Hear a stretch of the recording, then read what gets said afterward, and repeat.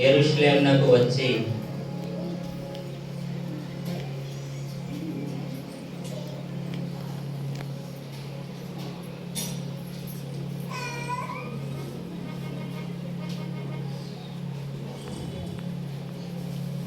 యూదులు రాజుగా పుట్టినవాడు ఎక్కడున్నాడు? తూర్పు దిక్కున ఆయన నక్షత్రము చూచి ఆయనను పూజింపవచ్చుతుంది. దయచేసి వేచి ఉండండి, రాజుగారు సభకు వస్తున్నారు. రాజాది రాజు హేరోదు రాజు దయచేస్తున్నాడహో.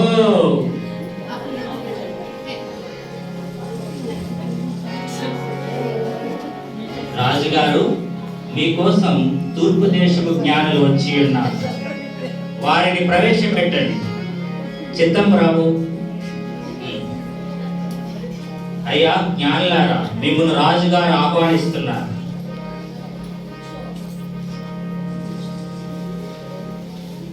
హేరోదు రాజా, యూదుల రాజుగా పుట్టినవాడు ఎక్కడున్నాడు? తూర్పు దిక్కున ఆయన నక్షత్రము చూచి ఆయనను పూజింపవచ్చు. జ్ఞానులారా, కాస్త వేచి ఉండండి. ఎవరక్కడ? చిత్తము ప్రభు. ప్రధాన యాజకులను మరియు శాస్త్రులను పిలవనప్పుడు. సరే ప్రభు.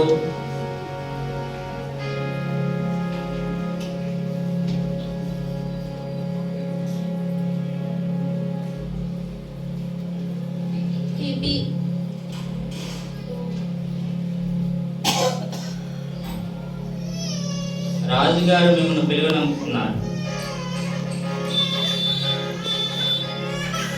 ప్రధాన యాజకులారా, శాస్త్రులారా, క్రీస్తు ఎక్కడ పుట్టునని లేఖనములు చెప్పుచున్నవి. కాస్త సమయం ఇవ్వండి ప్రభు. కాబట్టి ప్రభు తానే ఒక సూచన మీకు చూపును, ఆలకించుడు. కన్యక గర్భవతి అయి కుమారుని కని అతనికి ఇమ్మానుయేలు అని పేరు పెట్టుదని యెషయా ప్రవక్త ద్వారా చెప్పబడి ఉంది ప్రభు. యూదా దేశం బెత్లెహేమ, నువ్వు యూదా ప్రధానుల్లో ఏమాత్రము అల్పమైన దానవు కావు. ఇశ్రాయేలును నా ప్రజలను పాలించే అధిపతి నీలో నుండి వచ్చినని మీకా ప్రవక్త ద్వారా రాయబడింది ప్రభు. కాబట్టి క్రీస్తు బెత్లెహేములోనే జన్మించిన ప్రభు.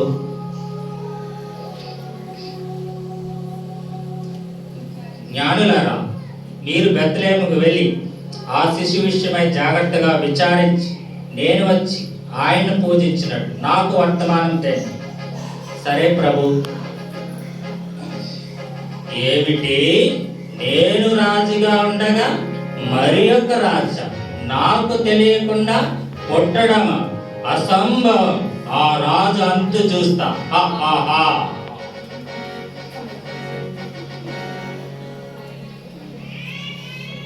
తూర్పు దేశం